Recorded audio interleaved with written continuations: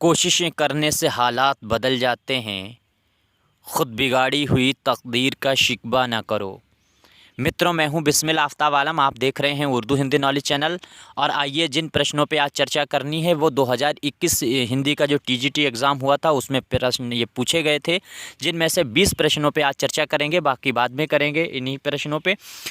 तो हिंदी के ये सभी प्रश्न हैं। 2021 का जो पेपर है उससे ये आपको इन प्रश्नों से अंदाज़ा लग जाएगा कि आने वाले 2022 का जो एग्ज़ाम है वो कैसा होने वाला है।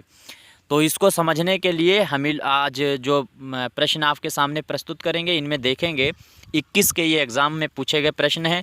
सबसे पहला प्रश्न देख लिए कि ब्रज भाषा का विकास अपभ्रंश से हुआ है, यानी किस अपभ्रंश से ब्रज भाषा का विकास हुआ है। 4 ऑप्शन आपके सामने हैं। आप अपने दिमाग से भी अंदाज़ा लगा सकते हैं कि इसमें से किस में आंसर सही है। मैं चारों आंसर नहीं पढ़ूंगा क्योंकि टाइम बहुत लगेगा। तो इसमें जो सबसे पहला आंसर है वही सही है, शेरसेनी अपभ्रंश।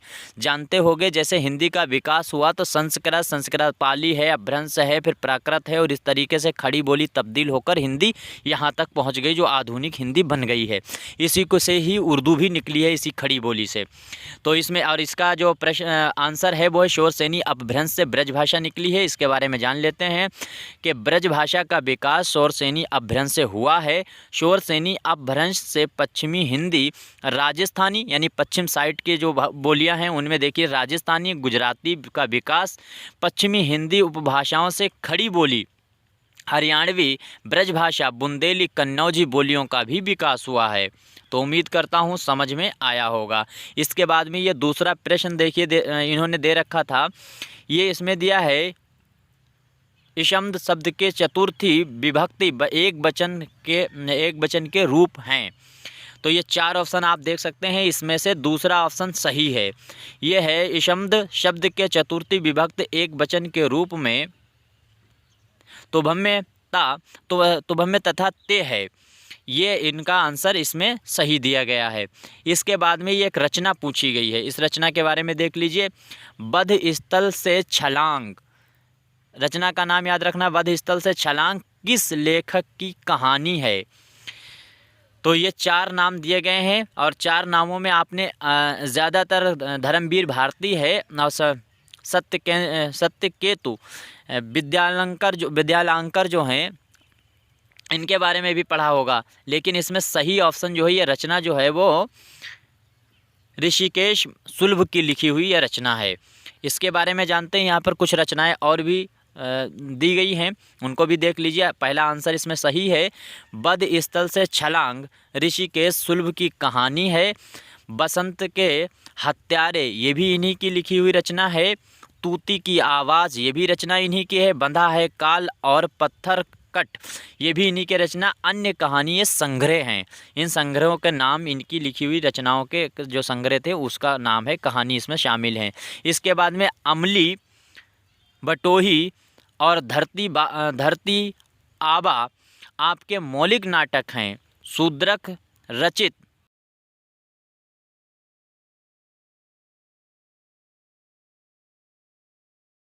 माटी गाड़ी और फणीश्वर नाथ रेणु के उपन्यास का नाट्यांतर मेला आंचल प्रकाशित हैं। इसके अलावा रंगचिंतन की पुस्तक रंगमंच का जनतंत्र और रंग अरंग है। इस तरह से इनकी अन्य रचनाओं को यहाँ पर शामिल किया गया है। इसके बाद में अगला प्रश्न देखिए। निम्न में से महाकाव्य के लक्षणों के विषय में एक कथन असत्य है। यानी जो नीचे दिए गए हैं ऑप्शन आपको, उसमें क्या दिया गया है। इन ऑप्शनों में कहाँ चला गया भाई, हाँ इसमें देखते हैं। तो ये जो महाकाव्य हैं इनके जो महाकाव्यों के लक्षणों के विषय में सत्य दिए गए, इनमें से आपको असत्य की तलाश करना है। तो इसमें जो दूसरे नंबर पर है यही, इसमें सभी रस प्रदान रस के रूप में होते हैं। ये वाला ऑप्शन जो है वो बिल्कुल सही है। नीचे इसकी एक्सप्लेन देख सकते हैं, व्याख्या क्या है। महाकाव्य में सभी रस प्रदान नहीं होते हैं।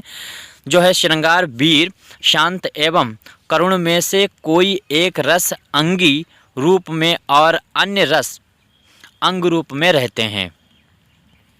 अगला प्रश्न देखिए, आँखों का सपना यात्रा वृत्तांत है, यात्रा वृत्तांत के लेखक कौन है? यानी यात्रा वृत्तांत जो हिंदी में ये विधा नई विधा आधुनिक विधाओं में से शामिल हुई थी, इन विधाओं में आँखों का सपना ये किसकी रचना है? तो जो ये रचना जो लिखी हुई है वो मरुधर मृथुल की है, मृदुल की है। तो इनका इसमें एक्सप्लेन भी देख लीजिए। आँखों का सपना यात्रा वृत्तांत के लेखक मरुधर मृदुल हैं।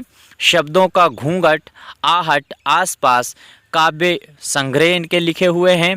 खुली आँख का सपना, यात्रा के बहाने, यात्रा संस्मरण ये है इनका लिखा हुआ।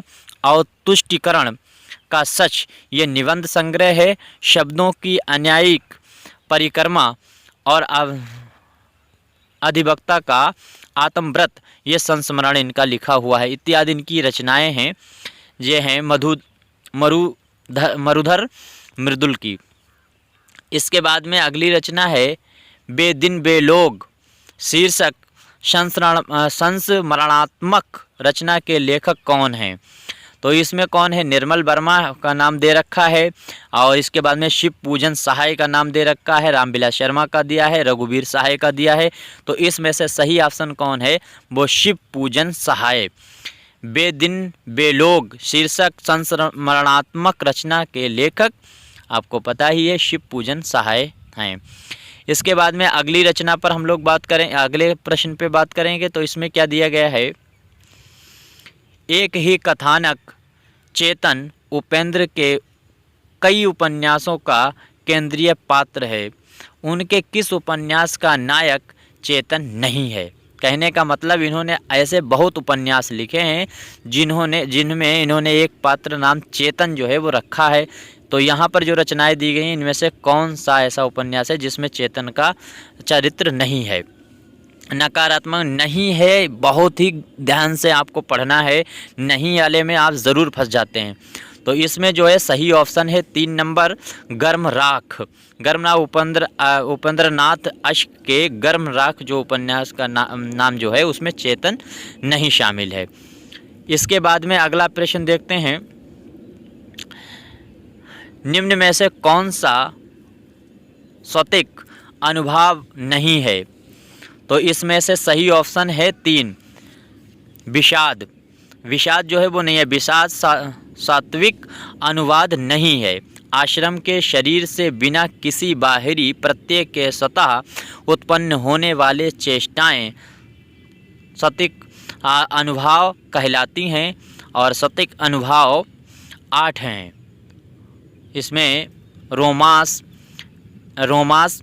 बेपथु है, इसके बाद प्रलय है, स्तंभ है, स्वेद है, ये तमाम इस तरह के शामिल हैं जो आप देख सकते हैं। इसके बाद में आगे देखते हैं हम लोग पद्मावत का बंगला अनुवाद किसने किया था?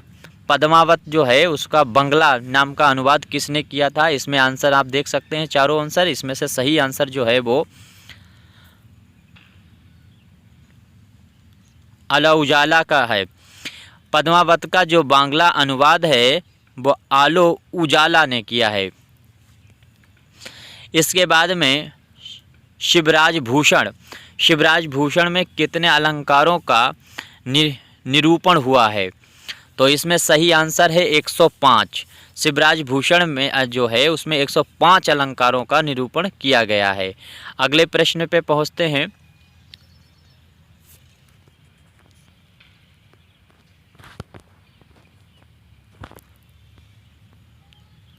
अच्छा, अगला प्रश्न है सभी स्वर होते हैं।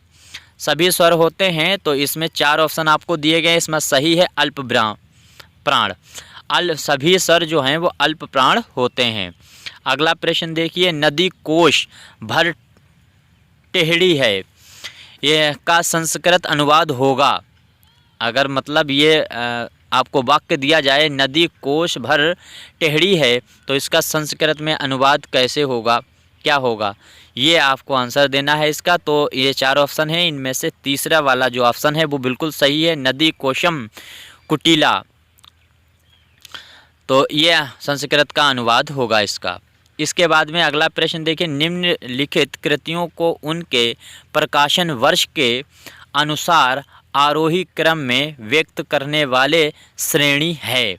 देख लीजिए, जय भारत, साकेत, भारत भारती, यशोधरा।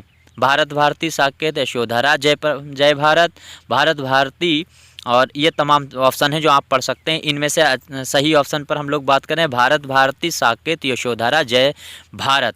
इनका प्रकाशन वर्ष बिल्कुल क्रमबद्ध है, यानी नीचे से आगे बढ़ते हुए। तो साकेत, भारत भारती को पता है 1912 में ये प्रकाशित हुई, साकेत 1931, यशोधरा 1932 और जय प्रकाश भारत ये 1952 है। इसके बाद में जिस समस्त पद में पूर्व या उत्तर पद की बजाय किसी अन्य अर्थ की प्रधानता होती है उसमें होता है। ये 4 ऑप्शन आपके सामने हैं, इनमें पहला वाला ऑप्शन बिल्कुल सही है। बहुब्रीहि समास होता है जिस समस्त पद में पूर्व या उत्तर पद की बजाय किसी अन्य अर्थ की प्रधानता होती है उनमें बहुब्रीहि समास होते हैं, जैसे अन्य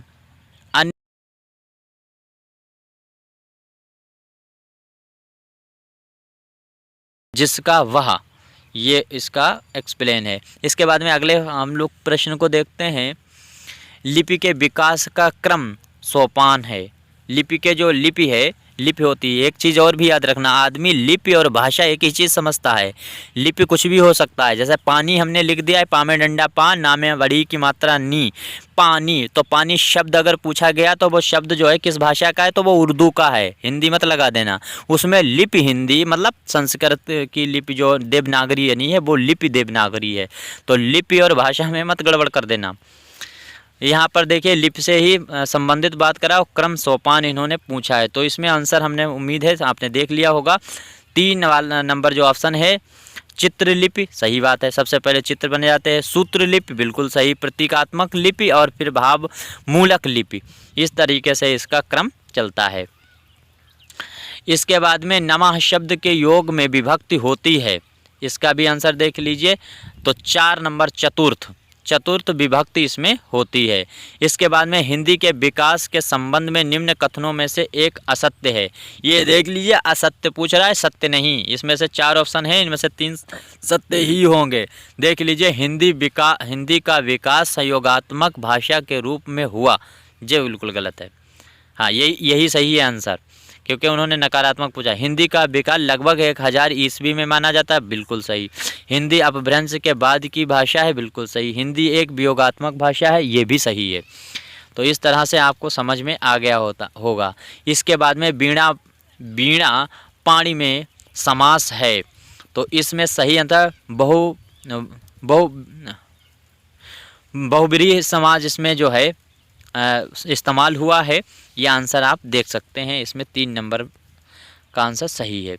इसके बाद में निम्न में से कौन सा सुमेलित नहीं है, कौन सा सुमेलित नहीं है ये भी आप मिला सकते हैं। तो इसमें भी आंसर जो है वो 4 नंबर का आंसर है, मृदुला मार्ग एक ज़मीन अपनी, ये जो है वो इसमें सही नहीं है।